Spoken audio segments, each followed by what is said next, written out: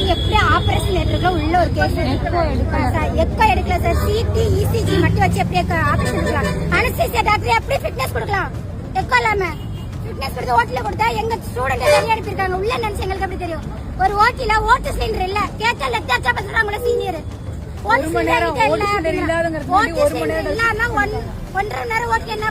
எக்கோவும் இசிஜியும் வச்சு தான் அனஸ்தெட்டிஸ்ட் ஃபிட்னஸ் கொடுக்குறாரா அப்படின்னு கேட்டிங்கன்னா கண்டிப்பாக கிடையாது. ECG and echo is not mandatory for anaesthesia fitness. யாருக்கெல்லாம் அனஸ்தீசியா ஃபிட்னஸ்க்கு இசிஜி எக்கோவும் தேவை அப்படின்னா, பேஷண்ட்டுக்கு ஹார்ட் டிசீஸ் இருந்துச்சு, எக்ஸாம்பிள் ரீசெண்டாக ஹார்ட் அட்டாக்கு இல்லை ஹார்ட் வால்வ் ரீப்ளேஸ்மெண்ட் சர்ஜரி ஏதாவது பண்ணியிருக்கிறாங்க, இல்லை ஹார்ட்டில் செப்டல் டிஃபெக்ட், ஹார்ட்டில் ஓட்டை, அப்படி இருக்கிற பேஷண்ட்ஸ்க்கு மட்டும்தான் இசிஜி எக்கோவும் மேண்டேட்டரியாக கேட்பாங்களே தவிர it is not mandatory.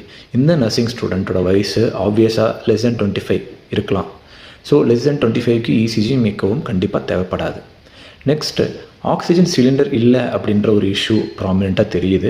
Oxygen cylinder ஏன் அப்படின்னு கேட்டிங்கன்னா, மேபி ஆப்ரேஷன் தியேட்டர்லேருந்து ஐசியூக்கு ஷிஃப்ட் பண்ணுறதுக்கு அவங்களுக்கு தேவைப்பட்டிருக்கலாம்.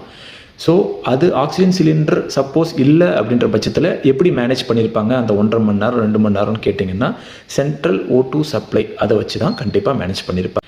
அனஸ்தீசியானால் பேஷண்ட் உயிர் இழப்பாங்களா அப்படின்னு கேட்டிங்கன்னா, ஆமாம், சான்சஸ் ஆர் தேர். அதோட இன்சிடென்ட்ஸ் பார்த்திங்கன்னா வெரி வெரி ரேர். 1-2 லட்சம் மக்களில் ஒருத்தவங்க உயிர் இழக்கிறதுக்கான வாய்ப்புகள் இருக்குது. அது ஏன் உயிர் இழக்கிறாங்க அப்படின்னா, அலர்ஜி அப்படின்னு சொல்லுவாங்க, அனஃபைலாக்சிஸ்.